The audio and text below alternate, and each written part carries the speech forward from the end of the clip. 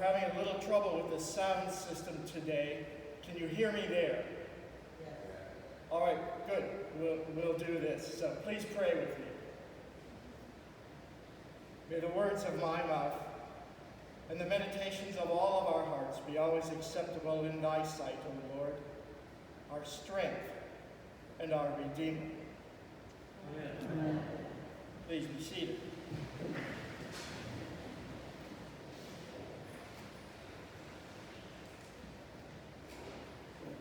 Thank you in advance, the post-it notes read in large letters.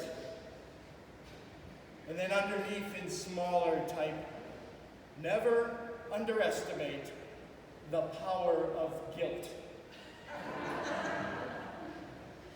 I love that pack of post-it notes. I hope I used it wisely. I hope I got my money's worth out of it.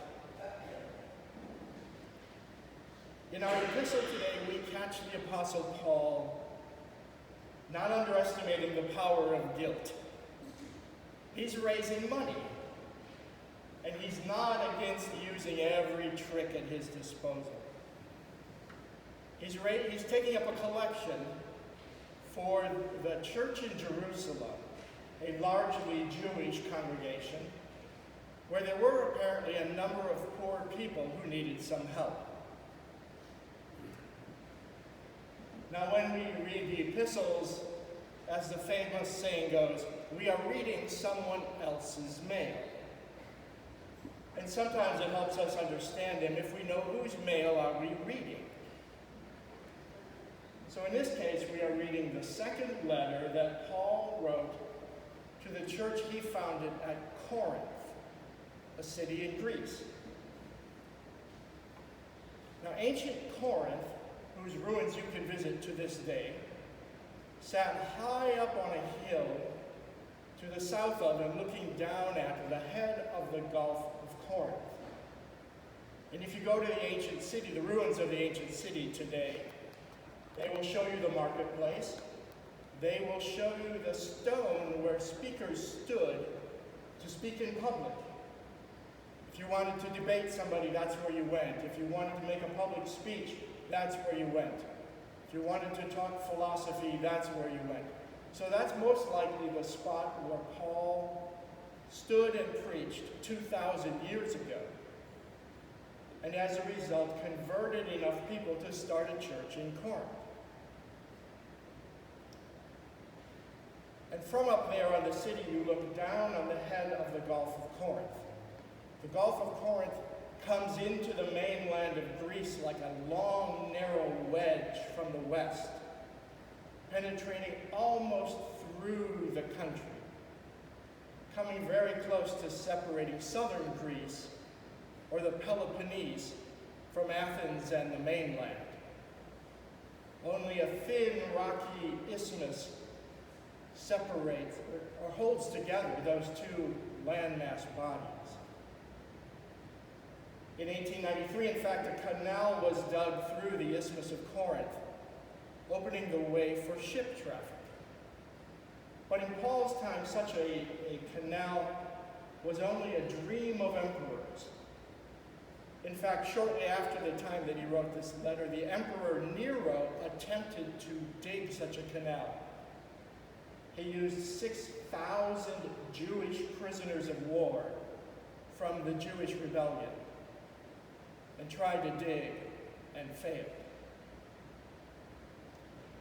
So this block in the Gulf of Corinth presented an uncomfortable dilemma for ancient seafarers. They could, of course, sail around southern Greece, around the Peloponnese, but that added 430 miles to their journey, and it exposed their ships to the storms and high seas of the open Mediterranean. So their other option, coming from west to east, was to sail up the Gulf all the way to its head at Corinth, then unload all their cargo, have it carried up and over the isthmus, and loaded onto another ship for the onward voyage to the east. Then they would hope in turn to get a westbound cargo load their ship, and sail off. So while the residential part of Corinth sat high up on that hill, as I mentioned, where it could be defended from invaders, the economic and energetic heart of Corinth was its seaport, or actually its twin seaports on either side of that isthmus. So Corinth was a sea town. It was a port city with all the hustle and bustle and sharp-eyed commerce of a town where traders were trying to strike hard bargains. It was also the kind of place where sailors on shore leave with money to burn could be carried back to their ship in the morning by their comrades, and when they woke up, they would wonder how they got that tattoo of a woman named Euphalia on their forearm.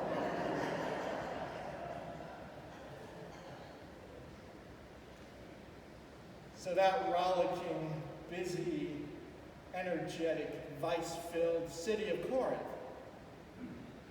was the town to which Paul addressed these two letters. And that fledgling church was not immune from all the divisions and the tensions that rocked that city. Paul's first letter to the Corinthians deals with some of the conflict and the divisions. It deals with disorder in the church over issues like doctrine, over worship, over class. He says, what is going on with you Corinthians? When you come for your love feast, you come for your Eucharist. He said the rich people bring a banquet, and they get drunk on wine while the poor people sit there with a crumb. And you let that happen. They debated about the relative merits of their various spiritual gifts, who was more spiritual because of what they could do for the church. They debated how to live as Christians in a world and in a city that did not share their values.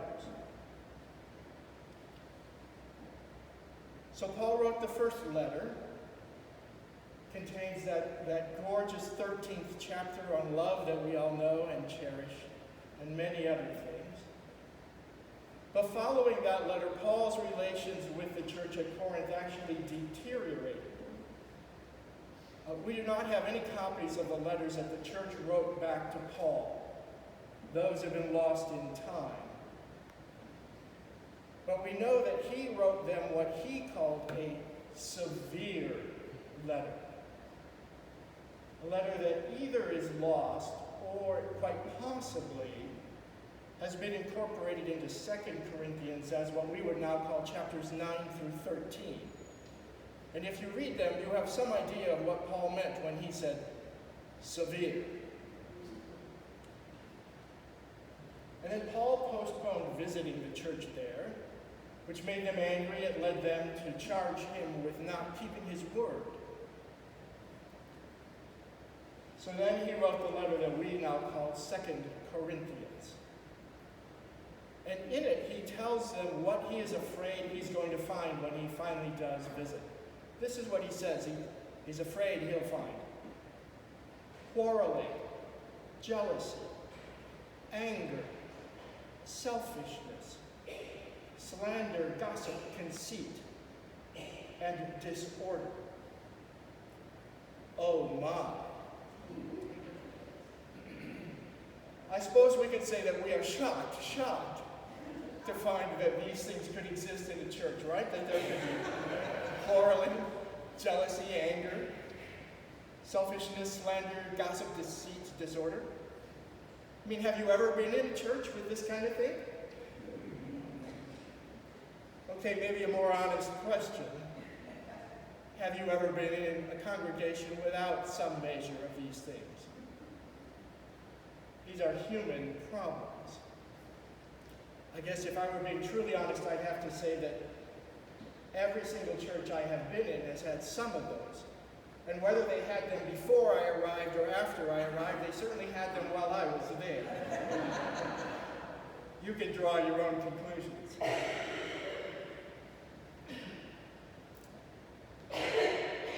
So what did Paul say to these cranky, contentious Corinthians? Did he tell them to stop it? Did he tell them to shape up? No, in our passage today, he did none of that. Instead, he gave them something to do. He wrote, and here's his wily fundraiser in work. He starts with a compliment. He says, as you excel in everything, in faith, in speech, in knowledge, in utmost eagerness. Right? He knows that they have good hearts, that they want to do well. As you excel in these, and in our love for you, they're rich in that Paul loves them. He said, so we want you to exceed in this generous undertaking. Then he went on to say, I do not say this as a command, but I am testing the genuineness of your love. He's testing the genuineness of their love and certainly their claim to be loving people. And he asked them to take up a collection for the poor in the church in Jerusalem. He asks them to be generous, he says, in imitation of the generous act of our Lord Jesus Christ, that though he was rich, yet for your sakes he became poor, so that by his poverty you might become rich. Thank you in advance, Paul says. And it's clear that Paul sees taking up this collection as much more than just raising money, as important as that is. In our passage, elsewhere in this letter, elsewhere in his other letters, he uses some powerful words to describe this act of service. He refers to the collection as a charis, a grace, the word from which we get charisma and charismatic. He refers to it as a eulogia, a eulogy, a blessing. He refers to it as a liturgia, a liturgy, that's our word liturgy, as a priestly service. He refers to it as a koinonia, a participation or a fellowship, a way of being together with other Christians. And he refers to it as a diaconia, from where we get our word deacon, right? A relief work. He says that this one simple collection is all of those things. It's a grace, it's a service, it's a relief work, it's a blessing, it's a participation.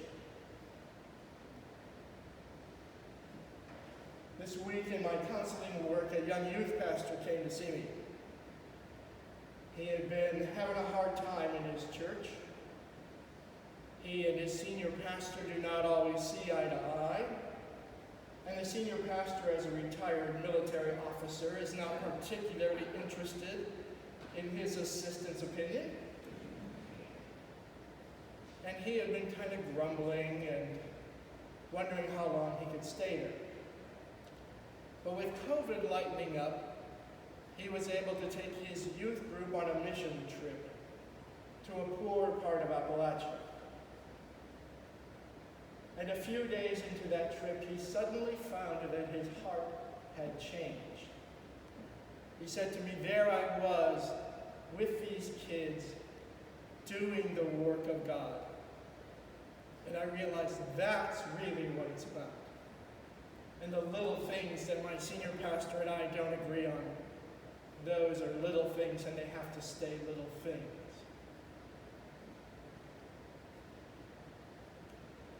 Salim Munayir, a Palestinian Christian, founded the Musalaha Ministry of Reconciliation in Jerusalem to promote peace and reconciliation in the Israel-Palestine context. At some point, he and a colleague started taking groups of their students on retreat. He and his Jewish colleague would take groups of Christian and Jewish students off on retreat together. The first time they did this, they spent the first day traveling together, eating together, talking together, even praying together, and they thought they'd gotten off to a good start. And then bedtime came, and the Jewish students all took their sleeping bags to this end of the room, and the Christians all took their sleeping bags to that end of the room, and Salim and his colleagues slept fitfully somewhere in the middle. And in the morning, they realized that they had to do something about this. This could not go on for the whole retreat. So what they did is they ordered 15 camels to be saddled and brought to them. And on each camel, they placed 2 students, one Christian and one Jew. And then they headed out into the desert. Because you see, in the desert, your life depends on your cooperation with your settlement. You have to be a team if you're going to make it to the next water. You have to work together. And it doesn't matter what you believe, and it doesn't matter how you worship. You are partners in trying to survive. So this is a test that Paul put before the church in Corinth.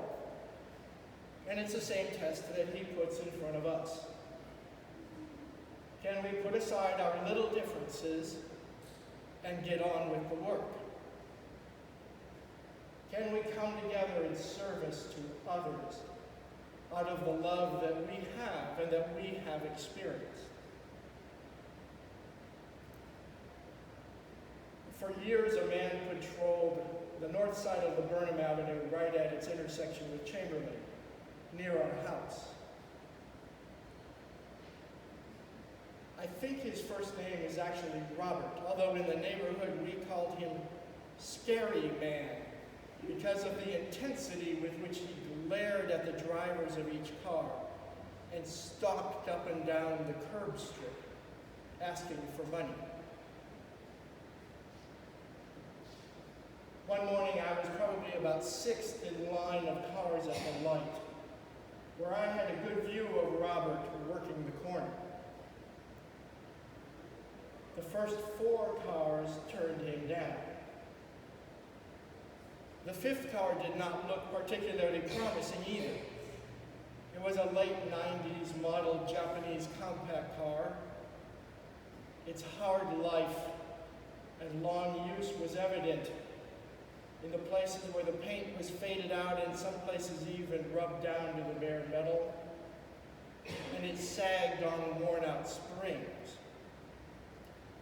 Loud rap music boomed from it, and you could see the windows vibrating, and the heads of the 2 occupants bobbing in time with that heavy beat. And I thought, not a chance of getting a dime out of that car. But as Robert approached the car, the passenger side window rolled down, and a long, thin, dark-skinned hand reached out and held out a bill. "Thank you," Robert said. And then he stalked on down, glaring at me, and on down the line.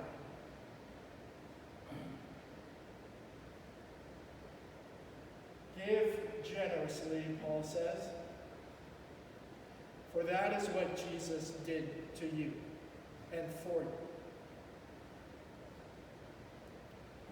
So if you go to Corinth today and a Corinthian does something for you, waits on your table, checks you into the hotel, gives you directions, if they do something and you want to thank them, what will you say? The Greek word in modern Greek for thank you is evcharisto. It is Eucharist. I Eucharist you. I thank you. So in a few moments, that is what we are going to do. We are going to gather together, and we are going to give thanks. Amen. Amen.